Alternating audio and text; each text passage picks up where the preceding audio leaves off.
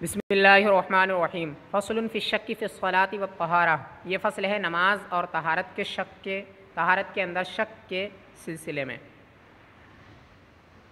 تبطل الصلاۃ بالشک فی عدد رکعاتها اذا کان قبل اکمالها وهو اول ما عرض له من الشک او کان الشک غیر عادۃ له۔ نماز باطل ہو جاتی ہے نماز کی رکعتوں کی تعداد میں شک کی وجہ سے، جب کہ وہ نماز کو مکمل کرنے سے پہلے ہو، یا یہ پہلی مرتبہ ہو جب اسے شک واقع ہو رہا ہو، یا شک اس کی عادت نہ ہو۔ یعنی اگر کسی شخص کو نماز کے اندر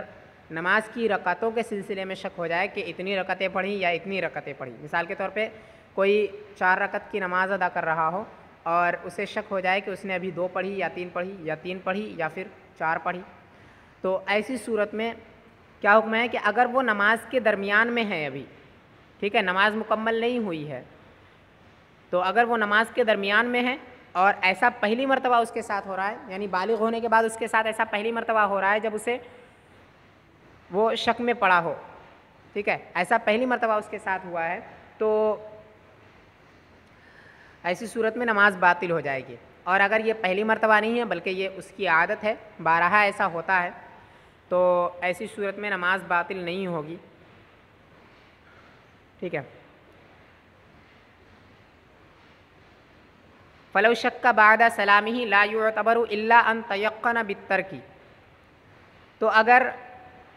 اسے سلام کے بعد شک ہو تو اس کا اعتبار نہیں ہوگا، مگر جبکہ اسے یقین ہو جائے ترک کرنے کا، مگر اگر اسے ترک کرنے کا یقین ہو جائے تو اس صورت میں اس شک کا اعتبار کیا جائے گا۔ یعنی جب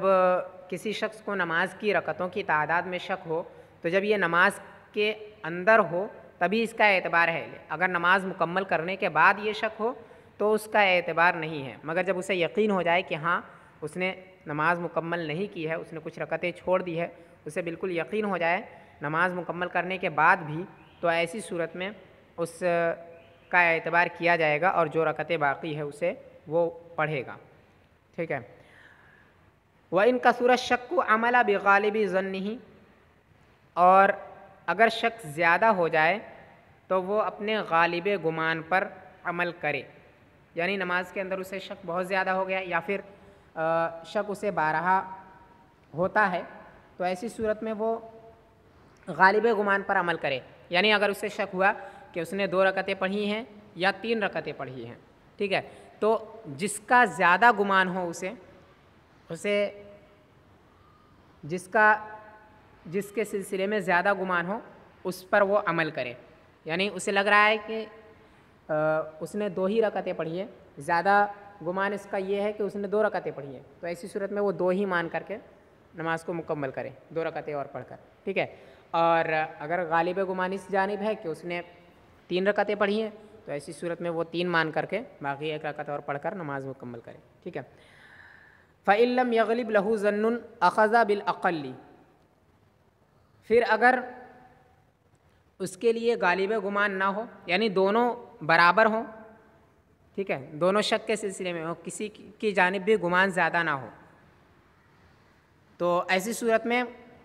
کم کی جانب کو وہ اختیار کرے، اخذ بالاقل، کم کو لے، یعنی کم کی جانب کو وہ اختیار کرے۔ اگر اسے شک ہو 2 یا 3 رکعت کے درمیان کہ اس نے 2 پڑھی یا 3 پڑھی اور دونوں جانب اس کا گمان برابر ہے، ٹھیک ہے، تو ایسی صورت میں وہ 2 رکعت سمجھے کہ ہاں میں نے 2 رکعتیں پڑھی ہے، ٹھیک ہے، اور اگر غالب گمان کسی جانب ہے تو اسی کو اختیار کرے، اور غالب گمان کسی جانب نہیں ہے بلکہ دونوں برابر ہیں کہ جتنا اسے یہ لگ رہا ہے کہ اس نے 2 رکعتیں پڑھی ہے اتنا ہی یہ بھی ایسا بھی لگ رہا ہے کہ اس نے 3 رکعتیں پڑھی ہیں، تو ایسی صورت میں وہ کم کی جانب کو اختیار کرے، یعنی 2 رکعت مان کر کے باقی 2 رکعت اور پڑھے۔ وقعد بعد کل رکعت ظنها آخر صلاتہ، اور ہر رکعت کے بعد قاعدہ کرے جس کو وہ نماز کا آخر گمان کرے، یعنی نماز کا آخری قاعدہ جس کو بھی گمان کرے یا نماز کا آخری حصہ جسے گمان کرے اسی پر وہ ہر اس قاعدے پر ہر اس رکعت پر وہ قاعدہ کرے جس رکعت کو بھی وہ نماز کی آخری رکعت شمار کرے. ٹھیک ہے، یعنی اسے 2 یا 3 میں شک ہوا. ٹھیک ہے، اب شک دونوں برابر ہے تو اس نے 2 رکعتیں مان لی ہے. تو اب ایسی صورت میں اسے 2 اور 3 کے درمیان میں شک تھا تو وہ ابھی جتنی رکعتیں ابھی باقی رہ گئی ہے ہر رکعت پر وہ قاعدہ کرے گا. ٹھیک ہے، اور جب نماز مکمل ہو جائے تو سلام پھیر دیں. تو اگر کسی کو نماز کے اندر شک ہوتا ہے اس کی رکعت کی تعداد کے سلسلے میں کہ رکعت اس نے کتنی پڑھی ہے، تو ایسی صورت میں اگر یہ شک پہلی مرتبہ ہو اور اس کی عادت نہ ہو، پہلی مرتبہ شک اسے واقع ہو رہا ہو، تو ایسی صورت میں اس کی نماز باطل ہو جائے گی اگر نماز کے اندر ایسا ہوا ہو. ٹھیک، شک اس وقت اگر پڑا ہو جب وہ نماز کے اندر ہی ہو تو اس کی نماز باطل ہو جائے گی. اور اگر نماز کے بعد یہ شک ہو رہا ہو، ٹھیک ہے، اگرچہ یہ پہلی مرتبہ ہی ہو لیکن اگر نماز کے بعد یہ شک ہو تو ایسی صورت میں اس کی نماز فاسد نہیں ہوگی اور اس شک کا اعتبار نہیں کیا جائے گا. مگر اگر نماز کے بعد پہلی مرتبہ اسے بالکل یقین ہو جائے کہ اس نے کچھ رکعتیں چھوڑ دی ہیں تو ایسی صورت میں اس کو مانا جائے گا اور وہ جتنی بھی رکعتیں اس کو چھوڑنے کا یقین ہوا ہے اتنی رکعتیں وہ ملا کر کے نماز کو پوری کرے. ٹھیک ہے، اور اگر شک اسے بارہا اسے شک ہوتا ہو تو ایسی صورت میں وہ سوچے اور جس جانب اس کا گمان زیادہ ہو کہ اس نے اتنی رکعتیں پڑھی یا اتنی رکعتیں پڑھی، اس میں زیادہ گمان جس جانب اس کا جاتا ہو تو اسی کو اختیار کرے اور اسی کے مطابق اپنی نماز مکمل کرے. اور اگر غالب گمان کسی جانب نہ ہو، اسے برابر لگ رہا ہو دونوں، تو ایسی صورت میں وہ سب سے کم جو ہو، یعنی جتنی رکعتوں کے درمیان اگر 2 یا 3 کے درمیان میں اسے شک ہوا ہے تو 2 رکعتوں کو لے گا، اگر 3 یا 4 کے بیچ میں ہوا ہے تو 3 رکعتوں کو لے گا، اور اگر 1 یا 2 کے بیچ میں ہوا ہے تو 1 رکعت لے گا. یعنی کم جو ہے اس جانب کو اختیار کرے گا اور اس کے بعد ہر اس رکعت پر وہ قاعدہ کرے گا جس رکعت کو بھی وہ نماز کی آخری رکعت گمان کرے گا. ٹھیک ہے، اگر اس نے 1 رکعتیں پڑھی ہے اور اس کے بعد اسے لگ رہا ہو کہ یہ 1 رکعت اس کے بعد والی جو 1 رکعت ہے وہ نماز کا آخری حصہ ہے تو اسی پر کرے. اس کے بعد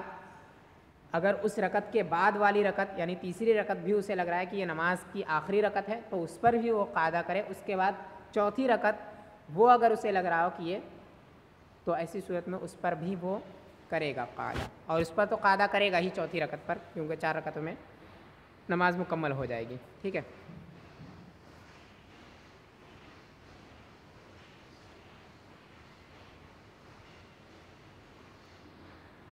باب سجود التلاوہ، سجدہ تلاوت کا باب. سببہ التلاوت علی التالی والسامع فی الصحیح. سجدہ تلاوت کا سبب تلاوت کرنے والے پر اور سننے والے پر تلاوت کا ہونا ہے، صحیح مذہب کے مطابق، صحیح قول کے مطابق. یعنی سجدہ تلاوت جو واجب ہوتا ہے وہ تلاوت کی وجہ سے ہی واجب ہوتا ہے، سننے والے پر بھی اور تلاوت کرنے والے پر بھی. اس کا سبب جو ہے وہ تلاوت کا ہونا ہے، کیونکہ اگر تلاوت نہیں ہوگا تو تلاوت کرنے والے پر بھی واجب نہیں ہوگا، اور جب تلاوت ہی نہیں ہوگا تو کوئی سن بھی نہیں سکتا ہے تو اس پر سننے والے پر بھی واجب نہیں ہوگا. تو سننے والے پر بھی اور تلاوت کرنے والے پر بھی دونوں پر تلاوت کی وجہ سے یہ واجب ہوتا ہے سجدہ تلاوت. ٹھیک ہے، وَهُوَ وَاجِبٌ عَلَى التَّرَاخِي إِن لَّمْ تَكُن فِي الصَّلَاةِ. اور تاخیر کے ساتھ وہ واجب ہے اگر تلاوت نماز کے اندر نہ ہو. یعنی آیت سجدہ اگر نماز کے باہر پڑھی جا رہی ہے تو اس صورت میں تاخیر کر سکتے ہیں، یہ نہیں کہ تاخیر ضروری ہے، وہ تاخیر کے ساتھ واجب ہوتا ہے، یعنی تاخیر کی گنجائش اس میں ہوتی ہے اگر نماز کے باہر وہ تلاوت کی جائے تو. وَكُرِهَ تَأْخِيرُهُ تَنزِيهًا، اور اس میں تاخیر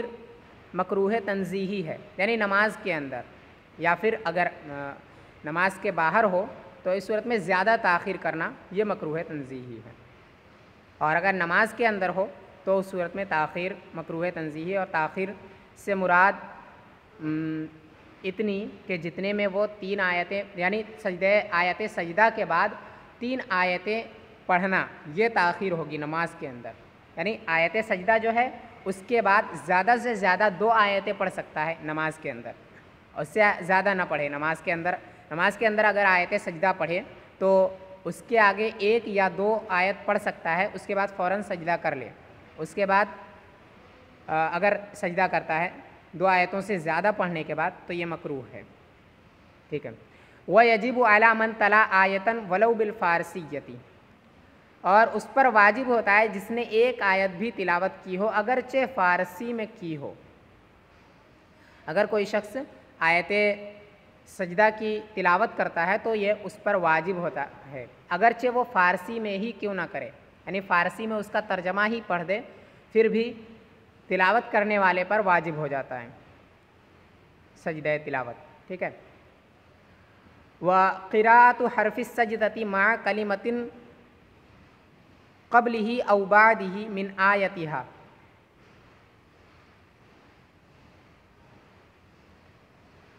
اور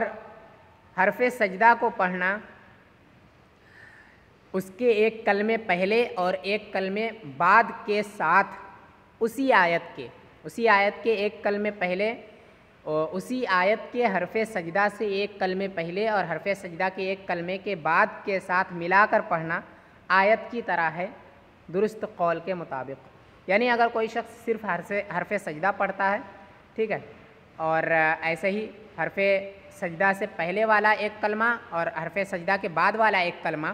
اگر پڑھتا ہے تو یہ پوری آیت پڑھنے کی طرح ہے، تو اس سے بھی سجدہ تلاوت واجب ہو جاتا ہے.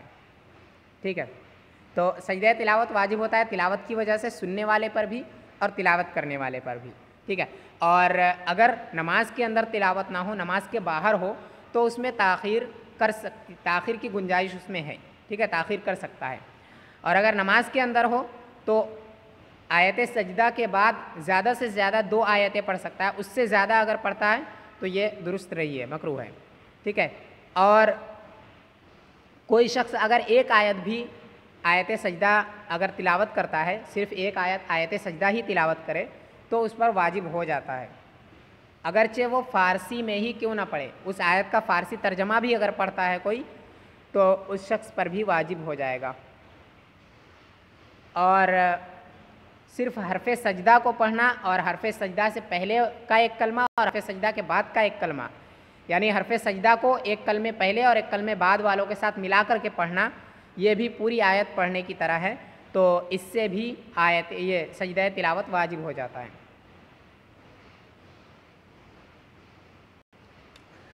وَآیاتُهَا 14 آیتاً، اور اس کی 14 آیتیں ہیں، یعنی قرآن شریف میں 14 آیات سجدہ ہیں. فی الاعراف، سورہ اعراف میں 1، فی الرعد، سورہ رعد میں، والنحل، سورہ نحل، والاسراء، سورہ بنی اسرائیل، ومریم، سورہ مریم، والحج، سورہ حج، والفرقان، سورہ فرقان میں، والنمل، سورۃ النمل، والسجدہ، سورہ سجدہ، والصاد، سورہ صاد، وحامیم السجدہ، سورہ حامیم سجدہ، والنجم، سورہ نجم، وانشقت، سورہ انشقاق، وقرأ اور سورہ اقرا. ان سب میں یہ کل 14 ہو گئی، 14 آیتیں ہیں. ٹھیک ہے. وَيَجِبُ السُّجُودُ عَلَىٰ مَنْ سَمِعَ وَإِن لَّمْ يَقْصُدِ السَّمَاعَ، اور سجدہ واجب ہو جاتا ہے اس پر جو سنے اگرچہ اس نے ارادہ نہ کیا ہو سننے کا. یعنی جو شخص آیت سجدہ کو سنتا ہے تو اس پر سجدہ واجب ہوتا ہے اگرچہ اس نے سننے کا ارادہ نہ کیا ہو. اسے اتنا پتہ ہو کہ یہ آیت سجدہ ہے تو اس پر سجدہ واجب ہو جاتا ہے. ٹھیک ہے. اگرچہ اس نے اپنے ارادے سے نہ سنا ہو، کوئی جان بوجھ کر اگر کسی کو سنا دے، وہ سننے کا ارادہ نہیں رکھتا ہے لیکن کوئی جا کے کان میں آیت سجدہ پڑھ دے تو اس سے سجدہ واجب ہو جاتا ہے. ٹھیک ہے. الا الحائض والنفساء، مگر حیض والی اور نفاس والی پر، اس وجہ سے کیونکہ یہ نماز کی اہل نہیں ہے. جو بھی نماز کا اہل نہیں ہوتا ہے اس پر یہ سجدہ تلاوت واجب نہیں ہوتا ہے. ٹھیک ہے، یعنی جس پر نماز کی فرضیت نہیں ہے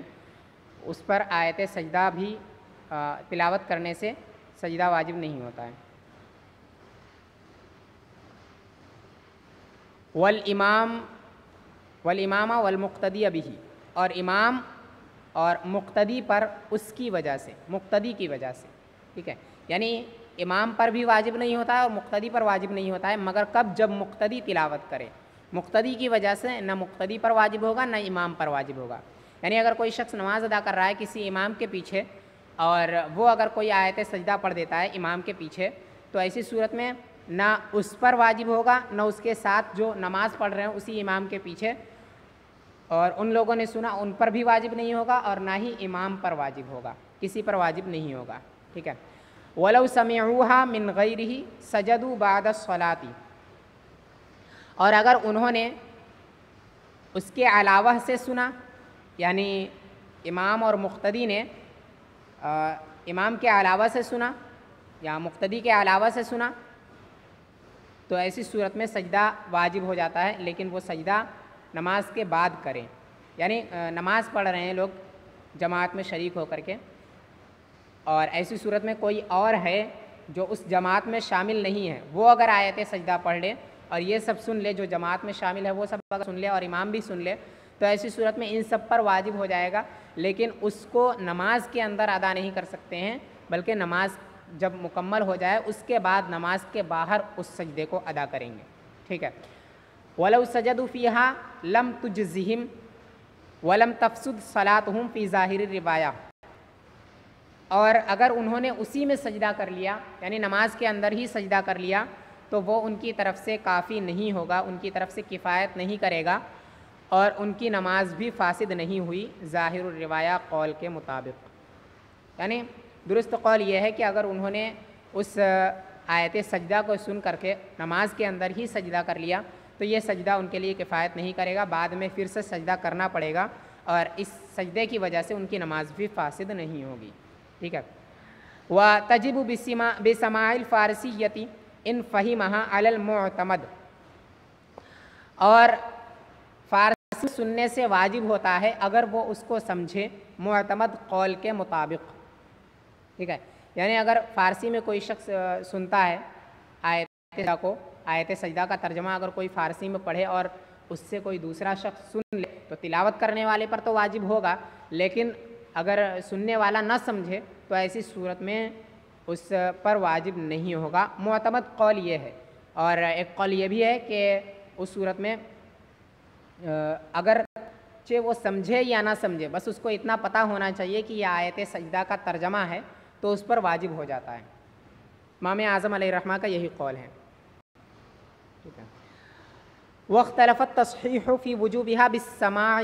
من نائم او مجنون، اور تصحیح مختلف ہے اس کے واجب ہونے کے سلسلے میں سونے والے یا پاگل سے سن لینے پر. یعنی اگر کوئی شخص کسی سوتے ہوئے انسان سے یا کسی پاگل سے آیت سجدہ سن لیتا ہے تو اس سے واجب ہوگا یا نہیں ہوگا، اس سلسلے میں صحیح قول مختلف ہے، لیکن درست قول یہ ہے کہ وہ سجدہ کرے گا. ٹھیک ہے، سجدہ واجب ہو جاتا ہے ان سے بھی. اگر کسی سوتے ہوئے انسان سے یا کسی پاگل سے اگر کوئی آیت سجدہ سنتا ہے تو اس صورت میں بھی سجدہ وہ کرے گا سننے والا. ولا تجب بسماعها من الطیر والصدى، اور واجب نہیں ہوتا ہے پرندے سے سن لینے کی وجہ سے اور صدا سے. یہ صدا یہ اس آواز کو کہتے ہیں جو گونجتی ہوئی آواز، جو آواز گونجتی ہے اس کو کہتے ہیں. یعنی جیسے جنگلوں میں یا پھر گفا وغیرہ ان سب جگہوں میں آواز جو گونجتی ہے، تو جو گونج کر آواز آتی ہے اس آواز سے سجدہ واجب نہیں ہوتا ہے اور نہ ہی پرندے سے. لیکن اس میں بھی بہتر یہی ہے کہ سجدہ کر لیں. اگر ایسے سنیں آیت سجدہ کو اگر سنیں تو سجدہ کر لیں. وتؤدى بركوع أو سجود في الصلاة غیر رکوع الصلاۃ وسجودها، اور سجدہ تلاوت ادا ہو جائے گا نماز میں رکوع یا سجدے سے، نماز کے رکوع اور سجدے کے علاوہ سے، یعنی نماز کے اندر نماز کا جو رکوع اور سجدہ ہے اس کے علاوہ اگر سجدے کے لیے کوئی رکوع خاص سجدے کے لیے کوئی رکوع یا سجدہ کرے تو اس سے ادا ہو جاتا ہے. ٹھیک ہے، جو نماز کا رکوع اور سجدہ ہے وہ تو نماز کے لیے ہی ہے، اس کے علاوہ ایک اور رکوع یا ایک اور سجدہ کرنا پڑے گا. ٹھیک ہے، وَيُجْزِعُ عَنْهَا رُكُوعُ الصَّلَاةِ إِن نَوَاهَا، اور اس کی طرف سے کفایت کرے گا نماز کا رکوع اگر وہ اس کی نیت کر لے. یعنی اگر کوئی شخص آیت سجدہ پڑھتا ہے اس کے بعد وہ رکوع میں جاتا ہے تو اگر وہ اس رکوع سے آیت سجدہ تلاوت کرنے کی وجہ سے سجدہ واجب ہوا ہے اس کی بھی نیت کر لے کہ میں اس کے ذریعے سے اس کو ادا کر رہا ہوں، آیت سجدہ والے سجدہ کو واجب کر رہا ہوں، تو اس صورت میں اس سے بھی ادا ہو جائے گا، اس رکوع سے بھی وہ سجدہ ادا ہو جائے گا. ٹھیک ہے، اگر نیت کرے تب رکوع سے، اگر نیت کرتا ہے تو اس سے رکوع سے ادا ہو جائے گا. ٹھیک ہے، نماز والے رکوع سے ہی، الگ سے دوسرا رکوع کرنے کی ضرورت نہیں پڑے گی. وَسُجُودِهَا إِن لَّمْ يَنْوِهَا، اور سجدے سے ادا ہو جاتا ہے وَإِن لَّمْ يَنْوِهَا، اگرچہ اس کی نیت نہ کرے. یعنی اگر آیت سجدہ پڑھنے کے بعد کوئی سجدے میں چلا جاتا ہے، یعنی رکوع کرنے کے بعد پھر سجدہ کرے، تو اگرچہ سجدے میں نیت نہ کرے کہ یہ آیت سجدہ والے سجدے کی سجدہ ہے، اس سے میں آیت سجدہ والے سجدے کی بھی نیت کرتا ہوں، یہ اگر نیت نہ کرے پھر بھی اس سے واجب ہو، یہ وہ ادا ہو جائے گا. سجدہ تلاوت جو ہے اس سے بھی ادا ہو جائے گا، نماز والے سجدے سے بھی، اگرچہ وہ آیت سجدہ کی یہ سجدہ تلاوت کی نیت نہ کرے. ٹھیک ہے، نماز والے سجدے سے ہی سجدہ تلاوت ادا ہو جاتا ہے، اگرچہ نماز والے سجدے سے وہ سجدہ تلاوت کی نیت نہ کرے. مگر کب؟ اذا لم ينقطع فور التلاوت، جبکہ تلاوت کا جوش یا اثر ختم نہ ہو، منقطع نہ ہو. یعنی آیت سجدہ تلاوت کرنے کے فوراً بعد اگر وہ رکوع اور سجدہ کرتا ہے تو اس صورت میں سجدے میں اگر نیت نہیں کرتا ہے سجدہ تلاوت کی تو اس صورت میں سجدہ تلاوت ادا ہو جائے گا. لیکن اگر وہ تاخیر کر دے سجدہ کرنے میں، یعنی آیت سجدہ پڑھنے کے بعد 2-3 آیتیں اور پڑھ لے پھر اس کے بعد رکوع اور سجدہ کریں تو سجدے میں نیت نہ کرے تو اس صورت میں اس سے سجدہ تلاوت ساقط نہیں ہوگا، سجدہ تلاوت اس سے ادا نہیں ہوگا، صرف نماز کا سجدہ جو ہے وہی ادا ہوگا اس سے. ٹھیک ہے، بے اکثر من آیتین، 2 آیتوں سے زیادہ سے اگر تلاوت کا اثر ختم نہ ہوا ہو، تلاوت کا اثر منقطع نہ ہوا ہو یا تلاوت کا جوش منقطع نہ ہوا ہو تو اس صورت میں اگر وہ سجدے میں نیت نہ کرے سجدہ تلاوت کی تو اس سے سجدہ تلاوت ادا نہیں ہوگا. اور اگر وہ نیت کر لیتا ہے تو اس صورت میں بھی ادا ہو جائے گا. ٹھیک ہے، اگر 2 آیتیں صرف پڑھے، آیت سجدہ پڑھے، اس کے بعد 2 آیتیں اور پڑھے، اس کے بعد رکوع کرے، رکوع میں نیت نہ کرے، سجدہ کرے، سجدے میں بھی سجدہ تلاوت کی نیت نہ کرے تو اس صورت میں ادا ہو جائے گا. ٹھیک ہے، اور اگر 2 آیتوں سے زیادہ پڑھنے کے بعد رکوع کرے، اس میں نیت نہ کرے، سجدہ کرے، اس میں بھی نیت نہ کرے تو ایسی صورت میں اس سے ادا نہیں ہوگا.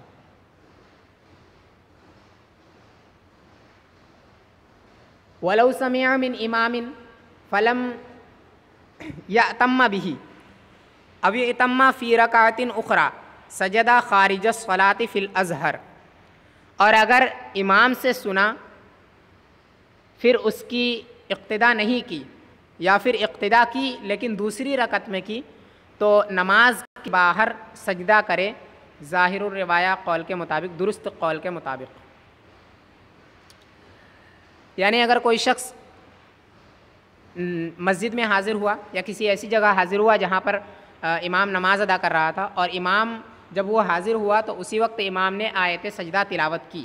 ٹھیک ہے، اب اس کے بعد وہ شخص جماعت میں شامل نہیں ہوا. ٹھیک ہے، آیت سجدہ سن لیا اس نے لیکن جماعت میں شامل نہیں ہوا، یا پھر جماعت میں شامل ہوا لیکن اس رکعت میں شامل نہیں ہوا، کسی دوسری رکعت میں شامل ہوا، تو ایسی صورت میں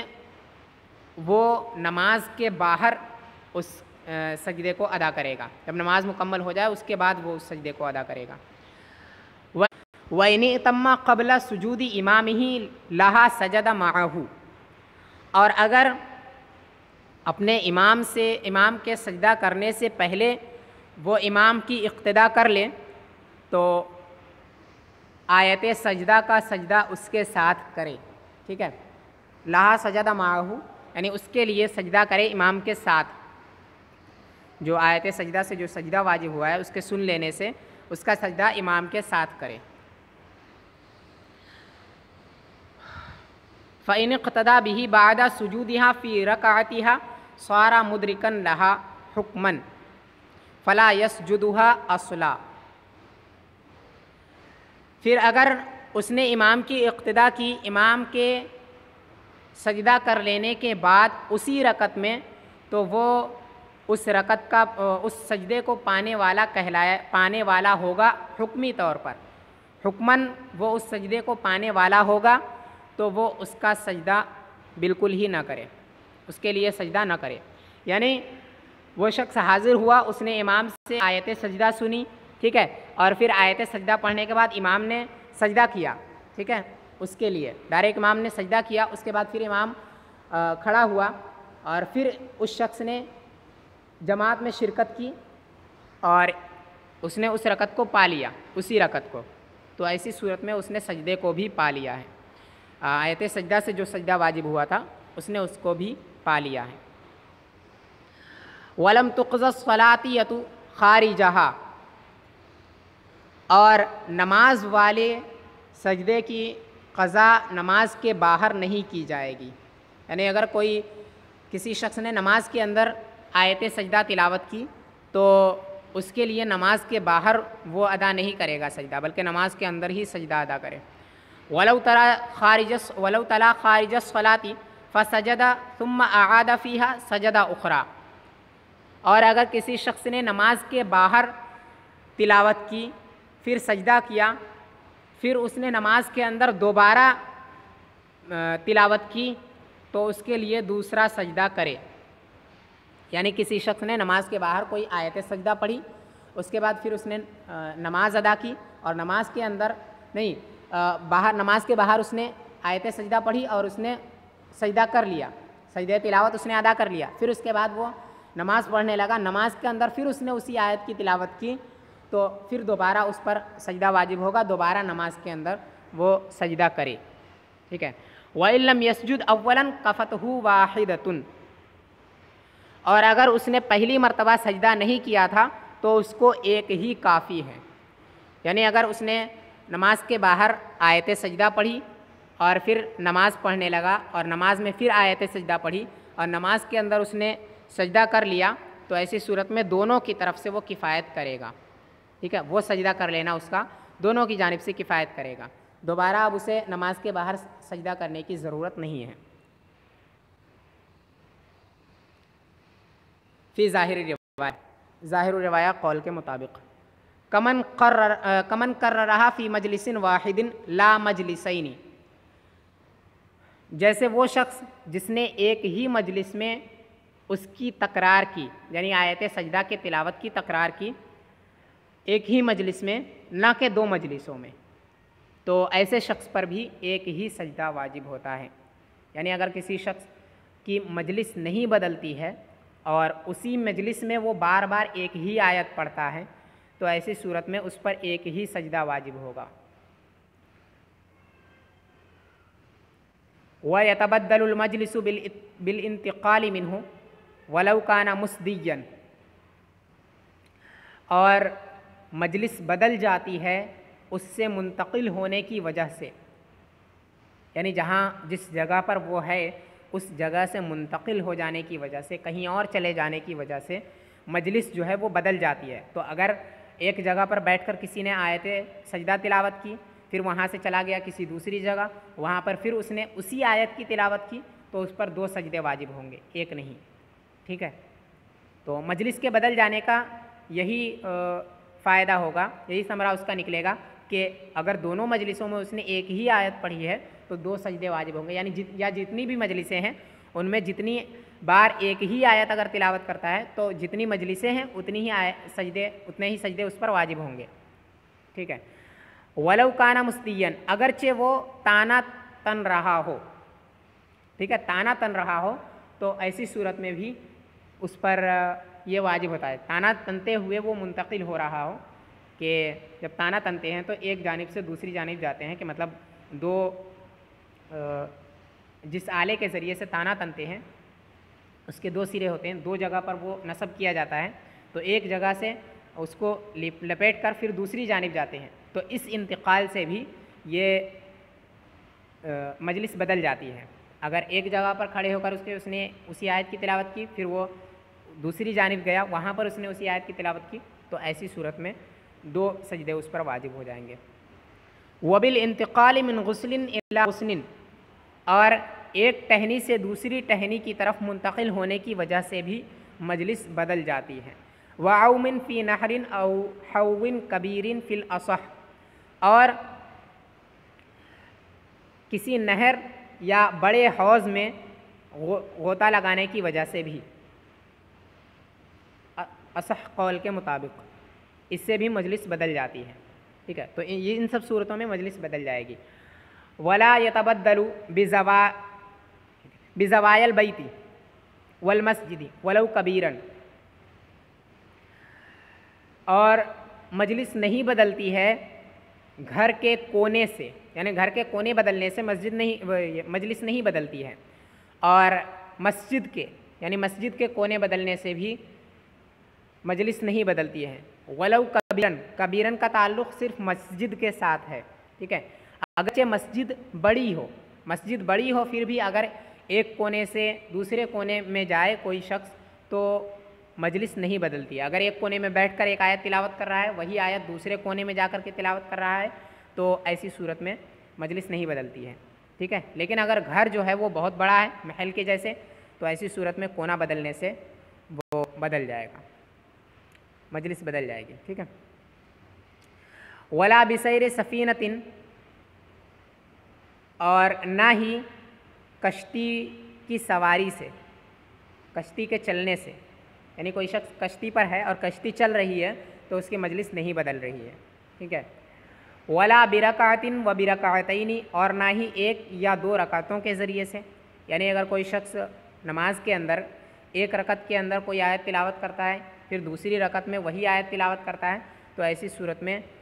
ایک ہی سجدہ اس پر واجب ہوگا۔ آیت سے مراد آیت سجدہ، ٹھیک ہے۔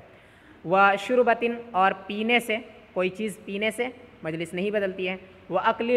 لقمتین، اور 2 لقمے کھانے سے، 1-2 لقمے کھانے سے بھی مجلس نہیں بدلتی ہے۔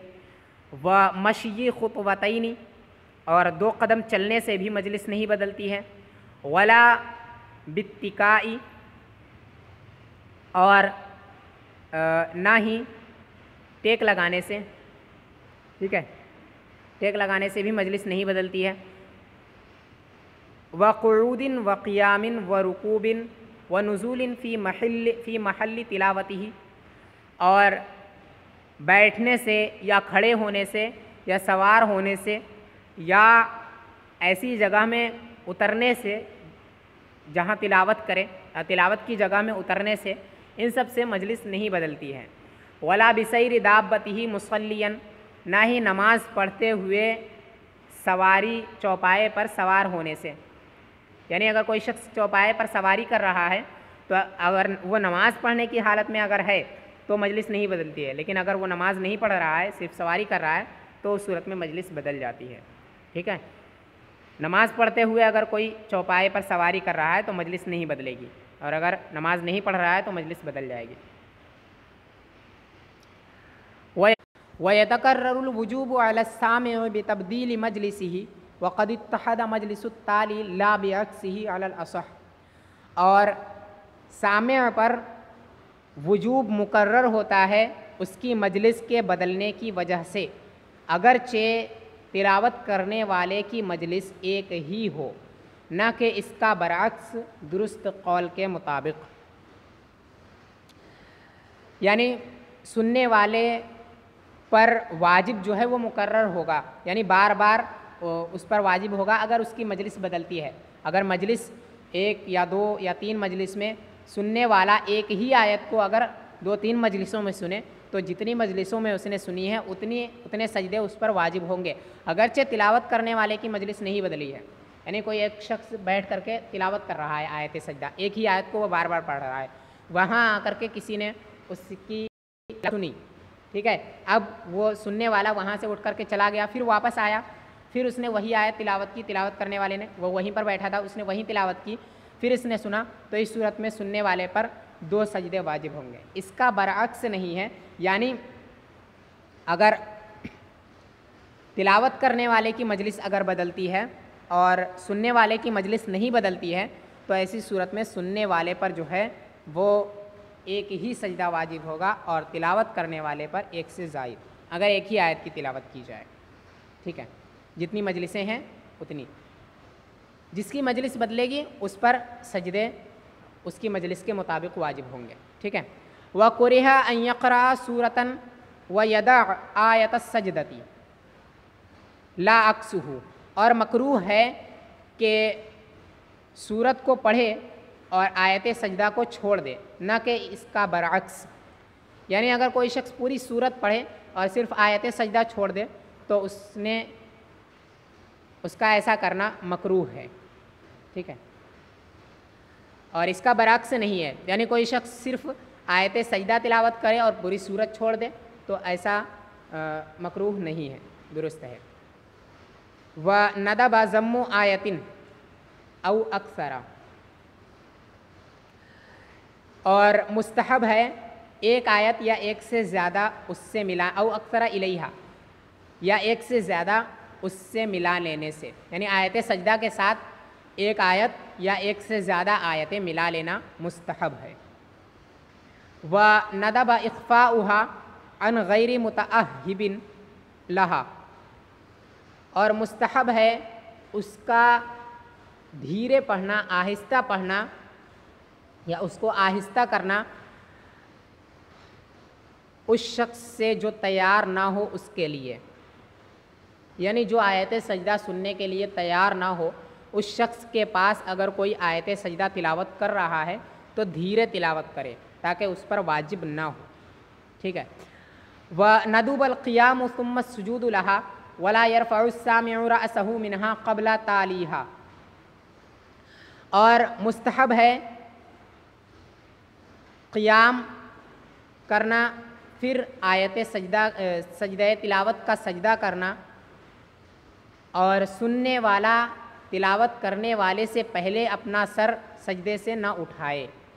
یعنی اگر کوئی شخص پہلے تو اس کا طریقہ سجدہ کرنے کا طریقہ نہیں بلکہ مستحب کیا ہے، سجدہ تلاوت کے اندر مستحب ہے قیام کرنا، یعنی پہلے کھڑا ہو پھر اس کے بعد تکبیر کہتے ہوئے سجدے میں جائے، تو پہلے قیام کرنا مستحب ہے، ٹھیک ہے۔ اور اگر جماعت کے ساتھ سجدہ تلاوت ادا کیا جائے تو ایسی صورت میں جو سننے والا ہے، یعنی کسی نے تلاوت کی اس کی اقتدا باقی لوگ کر رہے ہیں، تو ایسی صورت میں سننے والا جو ہے وہ تلاوت کرنے سے والے سے پہلے اپنا سر نہ اٹھائے، ٹھیک ہے۔ وَلَا يُؤْمَرُ التَّالِي بِالتَّقْدِيمِ وَلَا السَّامِعُونَ بِالْاِصْطِفَافِ، اور تلاوت کرنے والے کو حکم نہیں دیا جائے گا آگے جانے کا، تقدم کا حکم نہیں دیا جائے گا، اور نہ ہی سامعین کو صفیں بنانے کا، سامعین کو صف بنانے کا اور تالی کو تلاوت کرنے والے کو تقدم کا حکم نہیں دیا جائے گا، کیونکہ یہ اقتدا دراصل اقتدا نہیں ہوتی ہے، ٹھیک ہے۔ تو ایسی صورت میں اگر کوئی اس تلاوت کرنے والے سے آگے بھی اگر بڑھ جاتا ہے اور اس کے آگے بھی اگر وہ آگے بڑھ کر کے سجدہ کر لیتا ہے تو اس سے بھی ادا ہو جائے گا، ٹھیک ہے، وہ اقتدا درست ہوگی۔ فَيَسْجُدُونَ كَيْفَ كَانُوا، تو وہ سجدہ کریں جیسے چاہے، یعنی وہ سجدہ کر سکتے ہیں جس طرح چاہے وہ اس طرح سجدہ کر سکتے ہیں، جہاں ہو جس حال میں ہو وہ سجدہ کر سکتے ہیں، مستحب ہے کہ پہلے کھڑے ہوں پھر سجدے میں جائیں، ٹھیک ہے۔ وَشُرِطَ لِصِحَّتِهَا شَرَائِطُ الصَّلَاةِ وَشُرِطَ لِصِحَّتِهَا شَرَائِطُ الصَّلَاةِ إِلَّا التَّحْرِيمَةَ، اور اس کی صحت کے لیے شرط لگائی جاتی ہے نماز کے شرائط کی، یعنی نماز کے لیے جو شرطیں ہیں وہی شرطیں آیت سجدہ کے سجدے کے لیے بھی ہے، سجدہ تلاوت کے لیے بھی وہی شرطیں ہیں جو نماز کے لیے ہے، صرف مگر تحریمہ کو چھوڑ کر کے، تکبیر تحریمہ جو ہے اس کو چھوڑ کر باقی چیزیں جتنی بھی ہے، باقی شرائط وہی شرائط اس کے اندر بھی ہے کہ نیت کا ہونا، نیت مطلقاً سجدے کی نیت ہو، ٹھیک ہے، مطلقاً سجدہ تلاوت کی نیت ہو، ضروری نہیں ہے کہ یہ متعین کرے کہ میں فلاں آیت کے لیے سجدہ کر رہا ہوں، یہ ضروری نہیں ہے، مطلقاً اگر وہ یہ سجدہ تلاوت کی نیت کر لے تو کفایت کرے گا، ٹھیک ہے، تو مطلقاً نیت کر لینا اور طہارت وغیرہ، ستر عورت، یہ سب چیزیں شرط ہے، صرف تکبیر تحریمہ جو ہے وہ شرط نہیں ہے۔ وہ کیفیتھا، اور اس کا طریقہ یہ ہے کہ ان یسجد سجدۃ واحدۃ بین تکبیرتین ہما سنتان بلا رفع ید ولا تشہد ولا تسلیم، کہ ایک سجدہ کرے دو تکبیروں کے درمیان، یہ دونوں سنت ہیں، بغیر اپنے ہاتھ کو اٹھائے اور بغیر تشہد اور بغیر سلام پھیرے، یعنی اس کا طریقہ یہ ہے کہ پہلے کھڑا ہو جائے، اس کے بعد اللہ اکبر کہتا ہوا سجدے میں جائے اور ہاتھ وغیرہ نہ اٹھائے، ٹھیک ہے، اللہ اکبر کہتے ہوئے سجدے میں جائے، پھر سجدے کی تسبیح پڑھے، پھر اس کے بعد اللہ اکبر کہتا ہوا پھر کھڑا ہو جائے، ٹھیک ہے، اور تکبیر جو ہے پہلے اللہ اکبر کہنا اور اٹھنے کے وقت اللہ اکبر کہنا، یہ دونوں سنت ہے، اور قیام جو ہے کھڑا ہونا دونوں طرف، یعنی سجدے میں جانے سے پہلے کھڑا ہونا اور سجدے سے اٹھنے کے بعد کھڑا ہونا، یہ دونوں مستحب ہے، ٹھیک ہے، اور اس میں تشہد کی ضرورت بھی نہیں ہے، نہ ہی سلام کی ضرورت ہے۔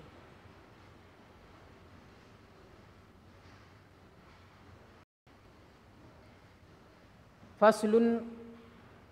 فی سجدۃ الشکر، ٹھیک ہے، فصل سجدہ شکر کے سلسلے میں ہے یہ فصل۔ سجدۃ الشکر مکروہۃ عند الامام ابی حنیفہ رحمہ اللہ تعالی لا یثاب علیہا، سجدہ شکر مکروہ ہے امام اعظم علیہ الرحمہ کے نزدیک،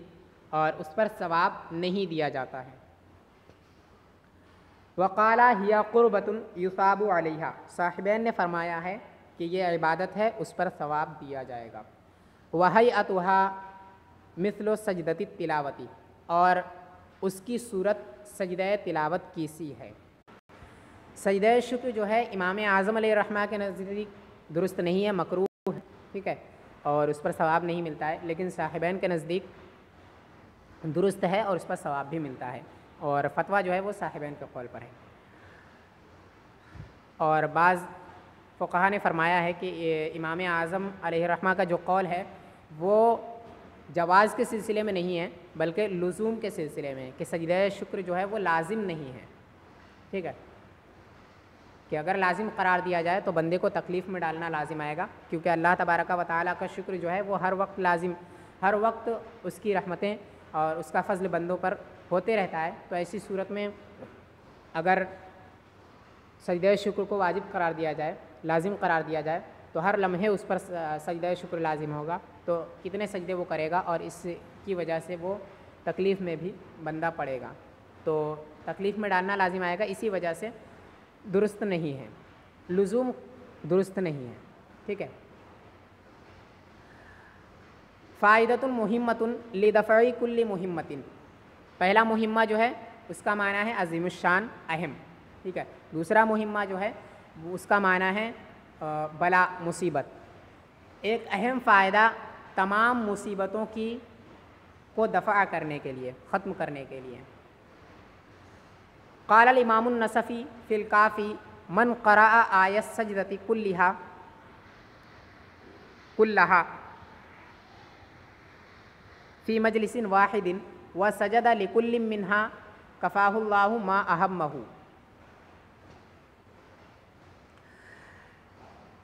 امام نصفی نے